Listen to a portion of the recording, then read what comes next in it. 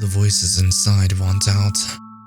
I work what should be a rather mundane job as a night guard for my local cemetery. In theory, it should be a boring although creepy job that isn't for the faint of heart. At this cemetery, there are only 2 rules that I'm required to follow. 1. The gates are locked at 9 p.m. until 6 a.m. every night. 2. Never talk to anyone or let them out once the gates have been closed. If I see anyone inside of the cemetery over the course of the night, I am going to say nothing and stick to my nightly tasks. Every hour I am to make sure that either the north gate or south gate is locked, while the other night guard checks the other, with us rotating the gate every hour. While many would think that the purpose of a night guard in a cemetery would be to tell people off for trespassing during the night, those inside might find that I am the one trespassing. Usually a few of these people will try and start up a conversation, asking me any number of questions while I waste time between gate checks. I have heard many life stories and ambitious goals during my time working here. On the unfortunate night, 1 or 2 of those voices will scream at me just to unlock the gate because they aren't supposed to be in there. On really bad nights, the angriest of spirits will turn into a demonic form to try and intimidate me into compliance. The best thing to do is to simply ignore it. With how crucial we are told for both gates to be locked, there are a few other guys that I work with. Isaac, Kyle, and Eli have all worked here longer than I have. Each one follows the 2 rules religiously, and each has their own horrific experience that has made their vow of silence cemented when the gates are locked.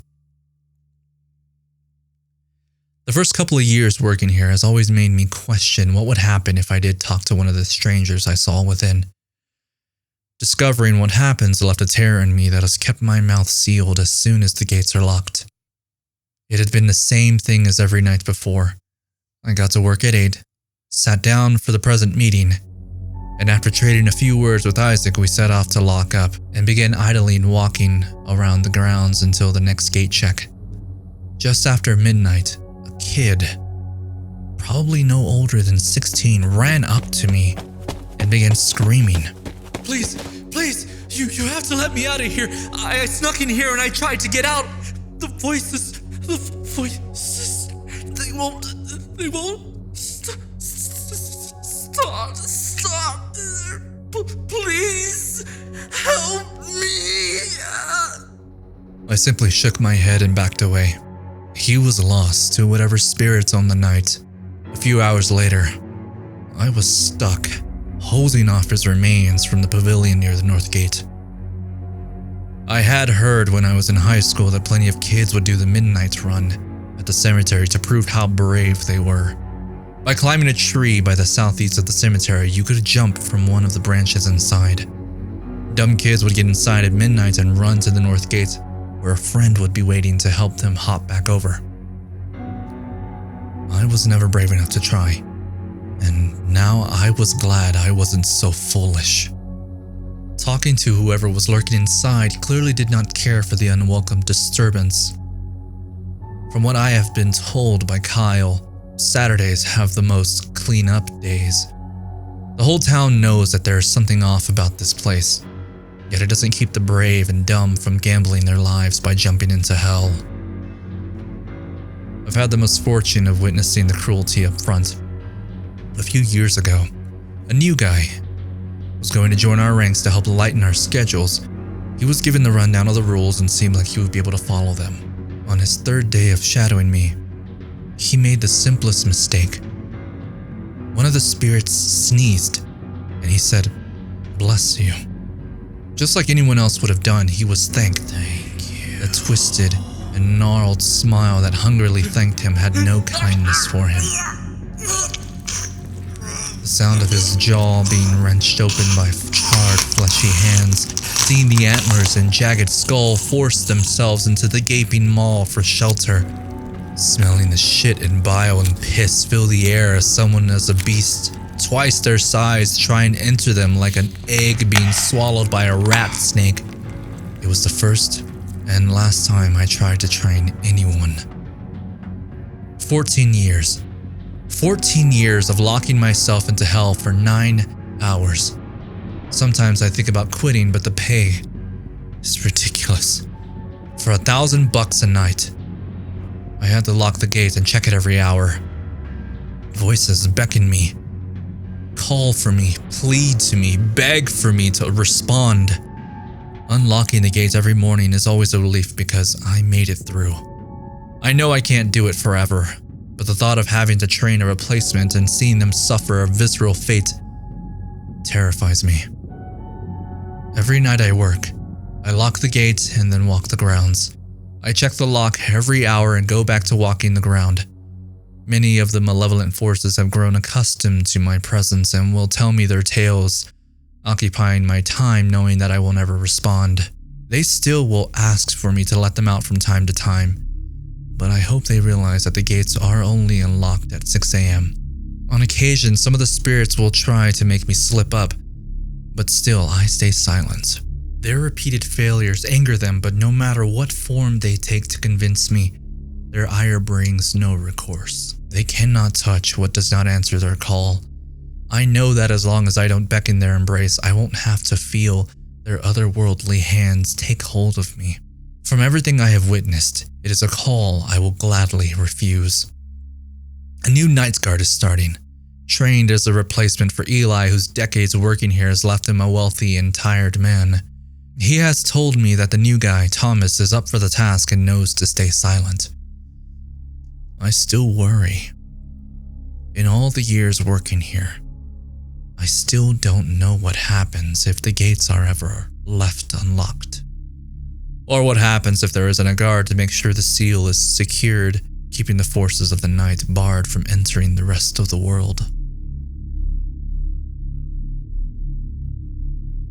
The dead don't rest. After the many years I have spent working as a night guard in a cemetery where the only thing quiet during the night are the guards, I thought that nothing would really change. Thomas has been doing great despite the many attempts of the residents to break him. He had to deal with his first midnight run and managed the aftermath surprisingly well. Only about 30 minutes of silent crying as he hosed off the monument of our town's founder. When I mimed him if he had seen the gory display unfold, he nodded in the affirmative. He gestured that he had remained silent and needed something to drink. I gave him a consoling look and put a hand on his shoulder before pointing at my wrist for the hourly gate check. We separated and checked the gates, and I found my own macabre Jackson Pollock waiting near the north gate. Every town has their own collection of urban legends and traditions that have entered into the local mythos. My town is no different, with the youth of the town whispering about the sleeping shack, the train to nowhere, and my constant misery, the midnight run. While the sleeping shack and train to nowhere are fairly innocuous, the first is an old logger shack from the mid-1800s, and the latter is just a retired steam locomotive from the early 1900s, picked over and covered in graffiti. The midnight run is a tradition held by the bravest teens to prove their valor and gain incredible luck. In reality, running through a death trap and surviving gives the victor a deep appreciation for life as they witness vengeful abominations massacre those that welcome the nightly terrors inside.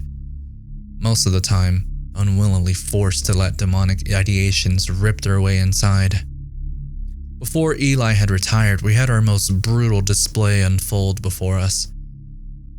We had completed our midnight gate check and planned to play some Chinese checkers with Father Callahan and Mrs. McCarthy when we had to postpone our game night and colorful tales from an excommunicated priest and a bordello madame. Near the fountain of Phoebiter and Phantasos, which was built by the Greek-obsessed grandson of the town founder, we found 3 high school seniors in the midst of their descent into hell. Emerging from the fountain depths, a brass-furred beast, covered in moss and leaves, wrapped its dangling talons around the screaming head of a boy wearing a varsity jacket. The sound of his screams rang out in melody with gagging moans of his friend whose mouth was being filled with the bile of a decomposing serpent made of bark and sinuous limestone. The most unfortunate of the 3 was unknowingly running towards Eli and myself as a melding of shadows, obsidian, and ravens ripped at his face with razors as tongues.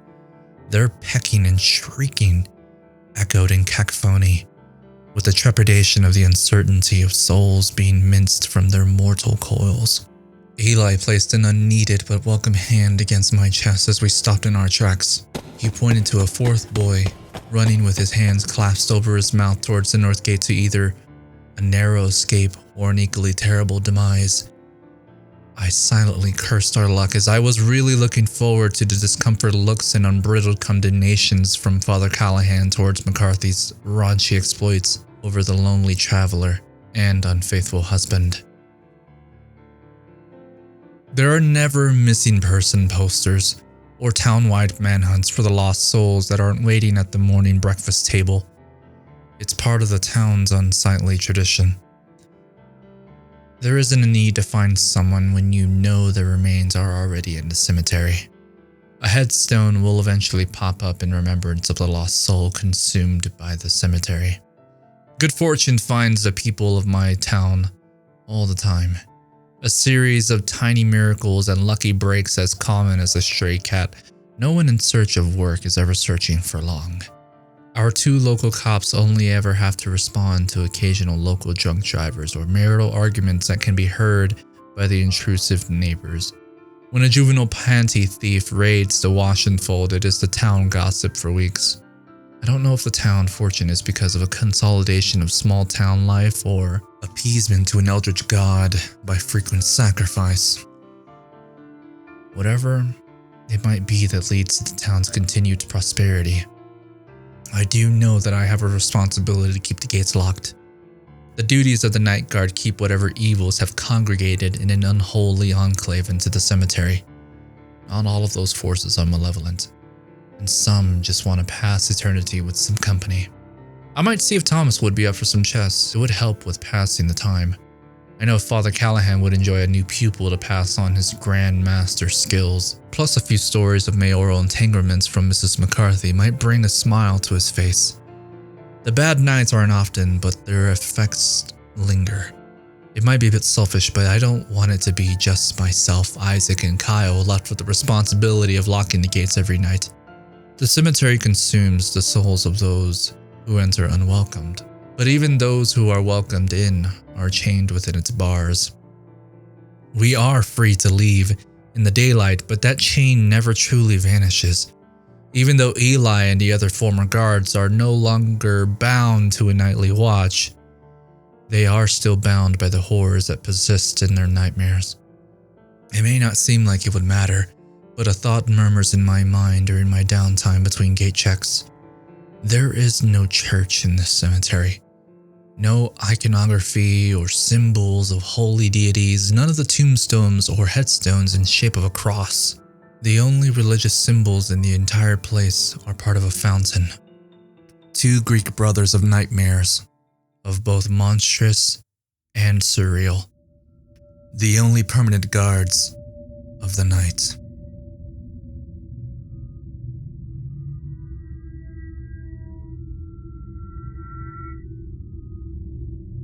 I almost joined the night. The cemetery I work in is going to have some long-needed renovations done throughout the grounds. One of our former mayors recently passed, and in his will, a large sum of money was left for the cemetery.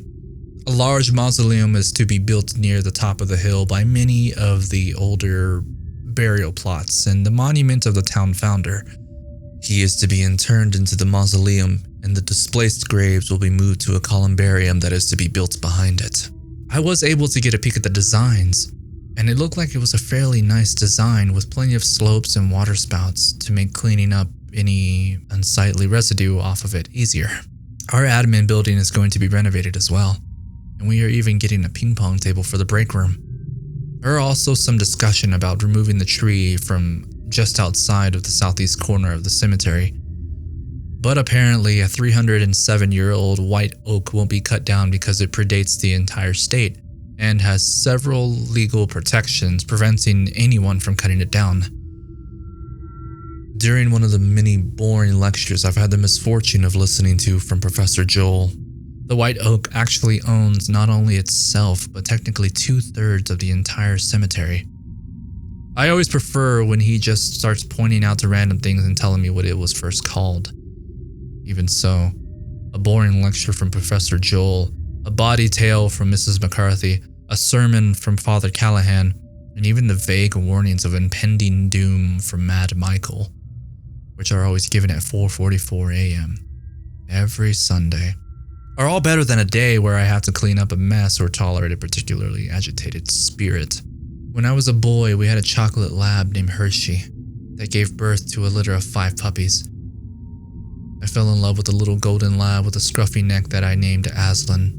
While my parents hadn't known how many puppies Hershey was going to have, they figured she would have at least 5 and had promised 4 away to various friends and family. They told me that I would be able to keep one of the puppies for myself and that I would have to be very responsible with the newborn. With an 8-year-old's most sincere promise, I eagerly looked forward to the day I would have a puppy to raise up and be my best friend like Hershey had been for my mom for the past 9 years.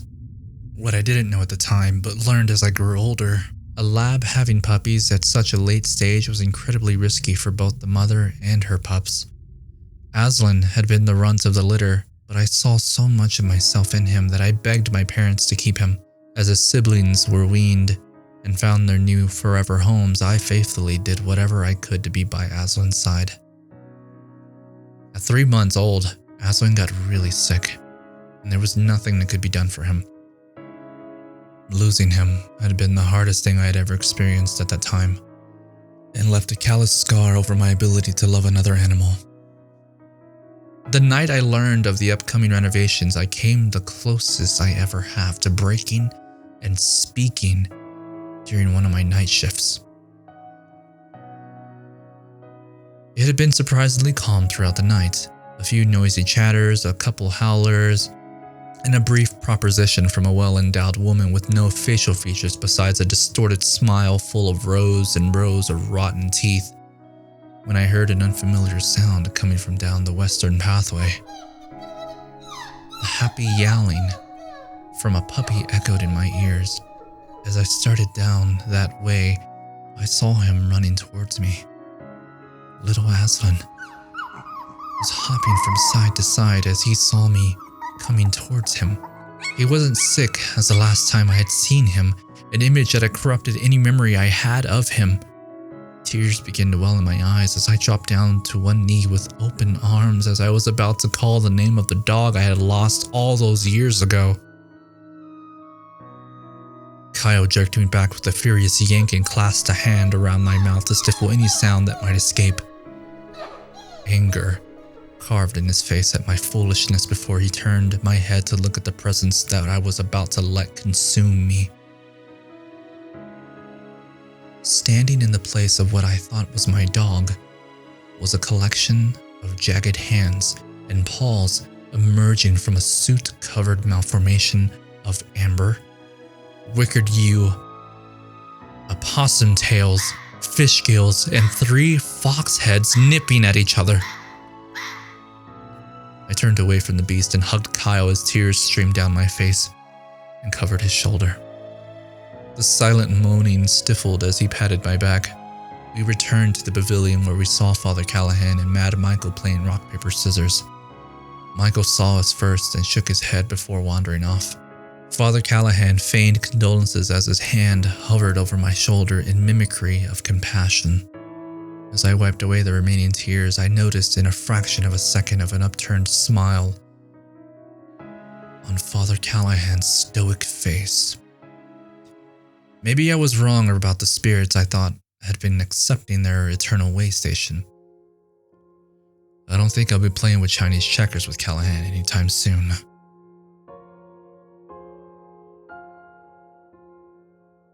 The next day, I was fortunate to have a day off and took full advantage for a moment of reprieve from my living nightmare the previous shift. I met up with Isaac, who was also off that night, and Eli for greasy burgers at our favorite diner. Isaac offered kind words as Kyle had called him earlier that day, and Eli seemed genuinely surprised that I had seen my puppy from decades prior. Neither had any explanation for why that thing had appeared as it had, but confirmed it would explain what happened to several former night guards that had been lost before I started working there. Callahan was never brought up, but I hope that the upcoming renovations disturbing the graves don't allow for the spirits to become more crazed. There is no need to feed a few dozen contractors to the demons lurking in the cemetery. I did notice something I hadn't seen before in all the years I have been working here. Near the duck pond in the western part of the cemetery, I found the gravestone of D.L. Regent. He was a northern turncoat during the Civil War, living in our town trying to thwart the efforts of runaway slaves that were sheltered in their travels up to Canada. When the town learned of his duplicitous nature, he was forced to run over hot coals before being hung from the white oak tree just outside the cemetery. We even have a creepy little nursery rhyme said about him in elementary schools. Run, run, Regent, as fast as you can. The rope is readied by the righteous hangman. In the cemetery, every third Thursday of the month, you can see a man with bloodshot eyes, a rope around his neck with self-inflicted scratches at his throat running through the forest. Behind every step he takes, you can see the burning flesh footprints left behind, until the charcoal remains burn smolder away. I don't know why he would have been buried in the cemetery. The rest of the regents have a familial mausoleum and had been very vocal about their disgust in his behavior following the end of the war. I might have to take a stroll through the cemetery during the daytime to see if I can find any other graves of the spirits I've encountered during my nightly watch.